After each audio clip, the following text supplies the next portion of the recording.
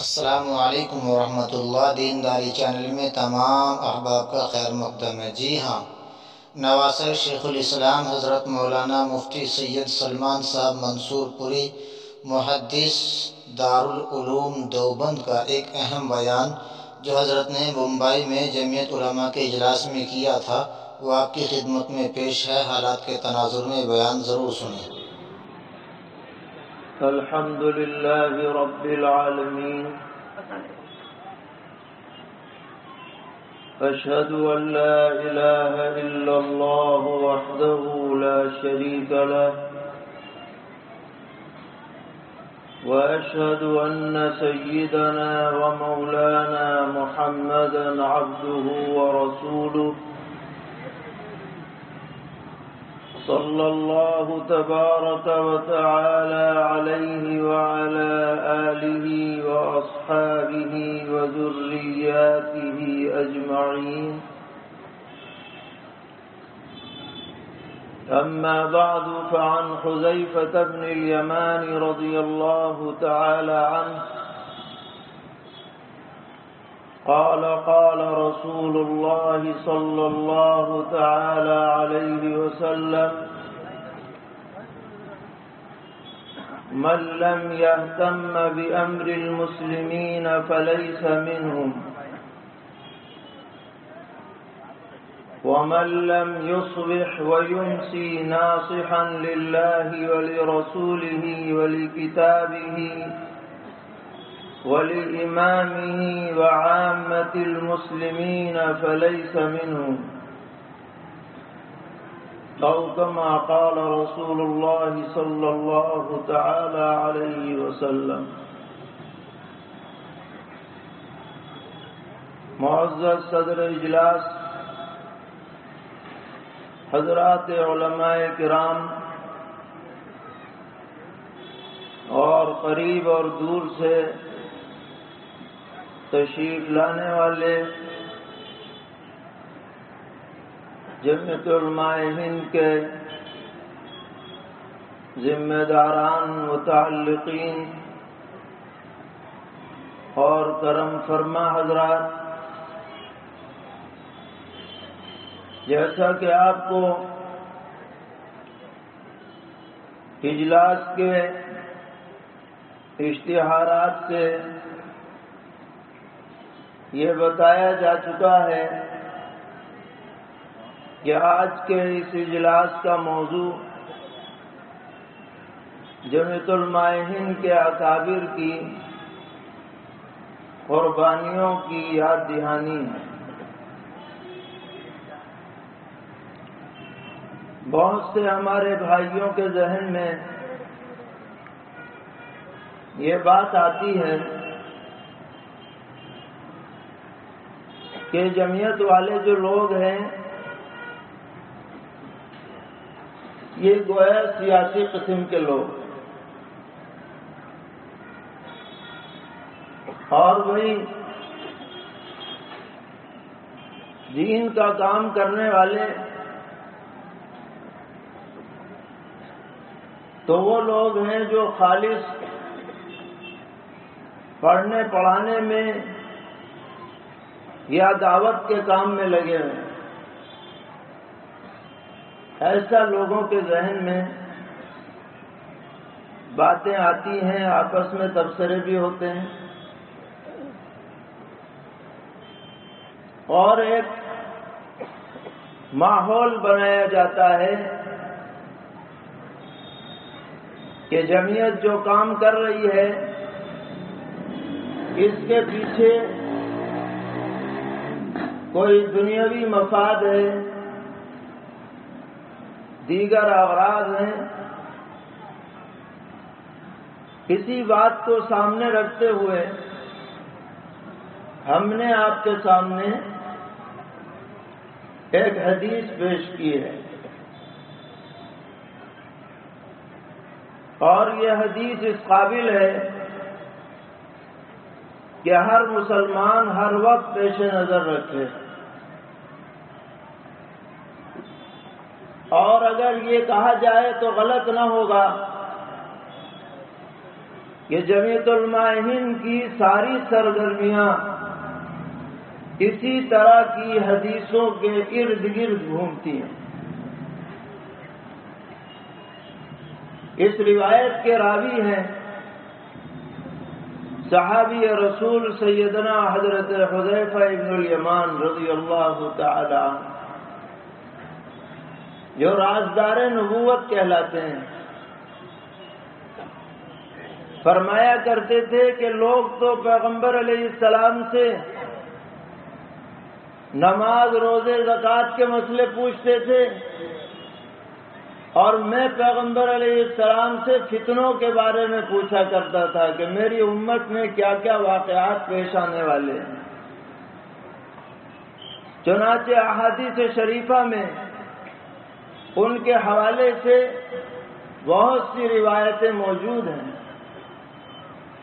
جن میں فتنوں کا تذکرہ ہے کہ ایسے فتنے آئیں گے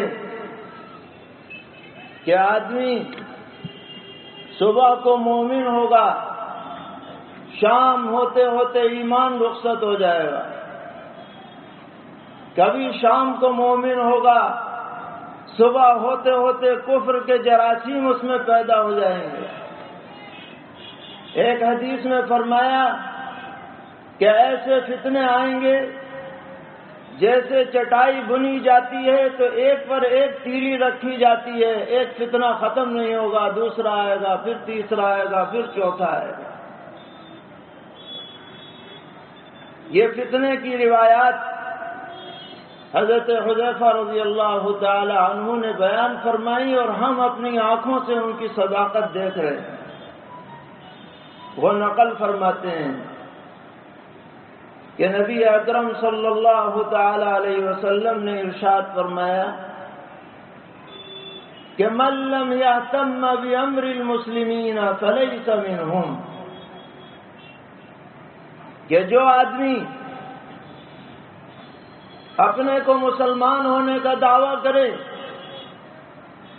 لیکن اسے مسلمانوں کے عام معاملات سے کوئی دلچسپی نہ ہو، دنیا میں کیا ہو رہا ہے، حالات کیا ہیں، امت کن مشکل حالات سے گزر رہی ہے، اسے کوئی پرواہ نہ ہو، وہ اپنی زندگی میں مست رہے، فرمایا فلیس منہم، وہ گویا کہ مسلمانوں میں سے ہے ہی نہیں۔ اتنی بڑی وعید آپ نے سنائی ہے، گویا وہ ملت سے گویا کہ خارج ہے۔ مسلمان کی شان کیا ہے؟ فرمایا نبی اکرم علیہ الصلوۃ والسلام نے کہ مسلمان ایک واحد بدن کے مانند ہے، کجسد واحد، کہ اگر بدن کے کسی حصے میں کوئی تکلیف ہوتی ہے تو سارا بدن محسوس کرتا ہے۔ پیر میں کانٹا چبھ گیا تو ہاتھ بھی بے چین ہے، سر بھی بے چین ہے، دل بھی بے چین ہے۔ یہ نہیں کہ بھئی ہم نہیں جانتے پیر میں چبھا ہے، نہیں، پورا بدن بے چین ہے۔ ساری امت ایک بدن کے مانند ہے۔ کسی ایک مسلمان کو کوئی ادنا سی تکلیف پہنچے اور دوسرے مسلمان کے دل کو تکلیف نہ ہو، یہ دلیل ہے کہ ہمارا ایمان کامل نہیں ہے، ہمارا اسلام کا دعویٰ پوری طرح سچا نہیں ہے، اس کے اندر کمی ہے۔ تو جمعیت علماء کے لوگ اس حدیث کو سامنے رکھ کر مسلمانوں کا معاملہ ہو، دین کا معاملہ ہو، اسلامی شعائر کا معاملہ ہو، مذہبی تعلیم کا معاملہ ہو، مسلم پرسن اللہ کا معاملہ ہو، یا بے قصور لوگوں کو گرفتار کرنے کا معاملہ ہو، جمعیت علماء اپنی طاقت کے بقدر روز قیام سے لے کر کے آج تک کوششیں کرتی رہی ہے اور انشاءاللہ کوشش کرتی رہے گی۔ من لم یہتم بامر المسلمین فلیس منہم میں ہم شامل نہیں ہونا چاہتے، ہم ان لوگوں میں شامل ہونا چاہتے ہیں کہ سارے جہاں کا درد ہمارے جگر میں ہے، کوئی بھی حالات پیش آئے۔ آپ دیکھ لیجئے، آزادی سے پہلے کا معاملہ ہو یا آزادی کے بعد کا، کسی بھی موڑ پر جمعیت علماء نے اپنے فرض منصبی کو ادا کرنے میں کوئی کسر نہیں چھوڑی۔ آج تو ہم آزاد فضا میں سانس لے رہے ہیں، ہمیں اندازہ نہیں ہے ہمارے بزرگوں نے جان ہتھیلی پر رکھ کر کے اس ملک کو آزاد کرایا ہے، گولیاں کھائی ہیں، پھانسی کے پھندوں کو چوما ہے، جیل کی کوٹریوں کو آباد کیا ہے۔ آج ہم اس کا تصور نہیں کر سکتے۔ جمعیت علماء کا قیام 1919 میں ہوا، حضرت شیخ الہند رحمۃ اللہ علیہ اس وقت مالٹا میں تھے۔ آپ تشریف لاتے ہیں اور جمعیت کا دوسرا اجلاس دہلی میں ہوتا ہے، اور اس اجلاس میں سب سے اہم جو تجویز پاس ہوتی ہے وہ یہ کہ انگریز فوج کی ملازمت حرام ہے، جس کو ترک موالات کہا جاتا ہے۔ 500 علماء کے دستخط سے فتویٰ جاری کیا کہ ہم تمہارا ساتھ نہیں دیں گے، تم ہمیں اپنی فوج میں بھرتی کرتے ہو اور دنیا کے ممالک کو تم نے ظالمانہ جابرانہ طور پر اپنے قبضے میں لے رکھا ہے۔ اس فتوے کے خلاف انگریز نے ہمارے بزرگوں کے گرفتاری کے وارنٹ جاری کیے، کوئی 2 سال رہا، کوئی 3 سال رہا، کوئی اور زیادہ رہا، لیکن ان کے پائے استقامت میں ذرہ برابر بھی اضمحلال نہیں آیا، اور آپ آگے بڑھتے رہے، یہ کارواں آگے بڑھتا رہا، اور جب آزادی کی باتیں سنائی جانے لگی اور یہ ہوا کہ بھئی اب اسے جانا پڑے گا انگریز کو، تو ہمارے بزرگوں نے کانگریس کے ساتھ مل کر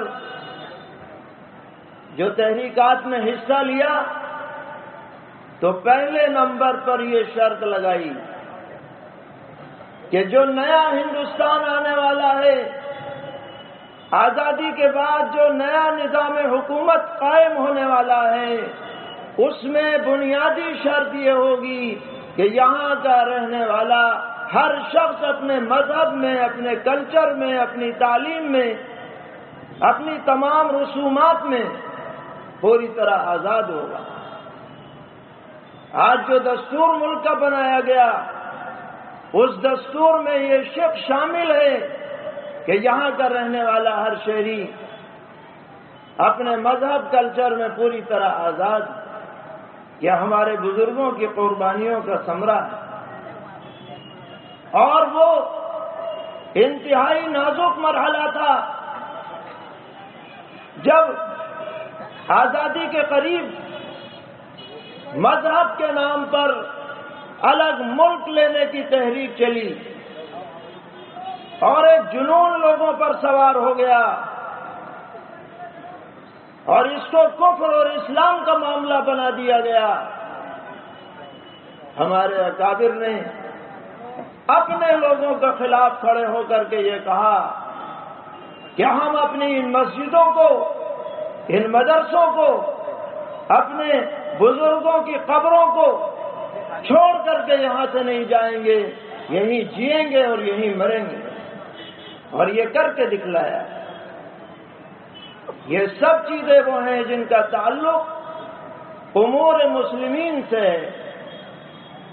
یہ دل میں درد تھا کہ کوئی مسلمان کسی طرح کے امتیاز کا شکار نہ ہو، پریشانی کا شکار نہ ہو۔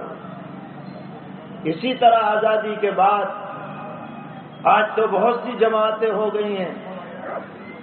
تاریخ اٹھا کر دیکھیے آزاد ہونے کے بعد اس ملک کے 15-20 سال تک کسی کو سر اٹھانے کی ہمت نہ تھی، اکیلی جمعیت علماء ہر محاذ پر ڈٹی ہوئی تھی۔ ایسے ایسے مایوس کن حوصلہ شکن حالات آئے، لیکن جمعیت کے اکابر اپنے اصولوں پر اور اپنی فکر پر پوری طرح گامزن رہے اور قائم رہے، اور آج بھی قائم ہیں، اور دعا ہے کہ انشاءاللہ یہ جماعت اسی طرح پھیلے گی اور پھولے گی اور آگے بڑھے گی۔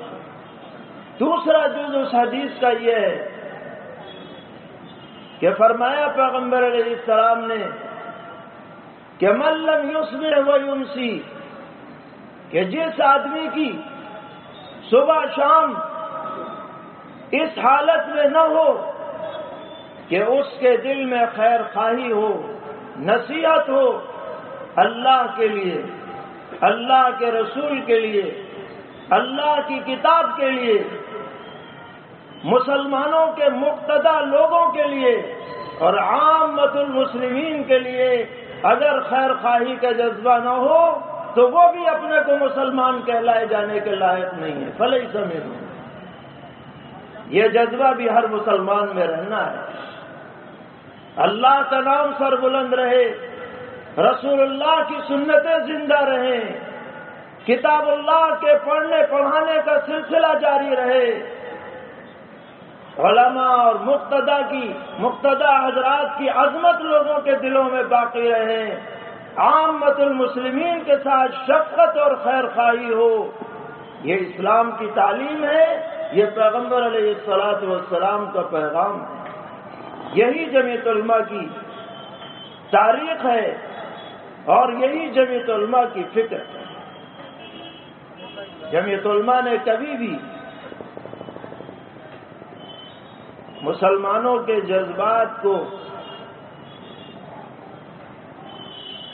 اشتعال دلا کر غلط فیصلہ نہیں کیا، بلکہ ہواؤں کے رخ کو تبدیل کیا ہے اپنی اصابت رائے کے ذریعے، حکمت عملی اور دانش مندی کے ذریعے۔ آج بھی جمعیت علماء یہ کام کر رہی ہے۔ رفاہی خدمات کا ایک عظیم سلسلہ ہے، قیدیوں کی رہائی کا، اس کے لیے مقدمات لڑنے کا ایک سلسلہ ہے جو بجائے خود ایک عبادت ہے۔ نبی اکرم علیہ الصلوۃ والسلام نے فرمایا کہ قیدی کو چھڑاؤ چاہے کچھ بھی کرنا پڑے۔ علماء نے لکھا یہ امت پر بحیثیت مجموعی فرض کفایہ ہے، ایک جماعت ایسی رہنی چاہیے جو قیدیوں کو چھڑانے کا کام انجام دے۔ جمعیت علماء الحمدللہ کرتی ہے۔ تو جو لیبل آپ کو نظر آ رہا ہے کہ شاید یہ سیاست کا لیبل ہے، یہ سیاست نہیں ہے، یہ سراپا دین ہے۔ انشاءاللہ آدمی اس کام میں حسن نیت کے ساتھ حصہ لے گا، ہو سکتا ہے کہ بہت سی عبادات سے زیادہ اللہ تعالیٰ اسے اجر و ثواب سے سرفراز فرمائے۔ آپ کسی کے دل کو خوش کر دیں، کسی کی پریشانی کو دور کر دیں۔ پیغمبر علیہ السلام نے فرمایا جو دنیا میں کسی کی پریشانی دور کرے اللہ تعالیٰ قیامت میں اس کی تکلیفوں کو دور کرے۔ یہی جمعیت علماء کا مشن ہے اور یہی جمعیت علماء کا پیغام ہے۔ اللہ تعالیٰ ہم سب کو بزرگوں کی اس امانت کی قدردانی کی اور اس کی ہر اعتبار سے خدمت کرنے کی توفیق عطا فرمائے، شرور اور فتن سے حفاظت فرمائے۔ اس اجلاس کو بھی قبول فرمائے، ہمارے ملک میں اور تمام عالم میں امن و امان قائم فرمائے، بد امنی سے حفاظت فرمائے۔ وآخر دعوانا ان الحمد للہ رب العالمین۔ حضرت کے بیان کو لائک اور شیئر ضرور کریں، چینل کو سبسکرائب کرنا نہ بھولیں۔ انشاءاللہ جلد ہی اگلا پیغام لے کر آپ کی خدمت میں حاضر ہوں گے، تب تک آپ اپنا خیال رکھیں۔ جزاکم اللہ خیرا۔ السلام علیکم ورحمۃ اللہ۔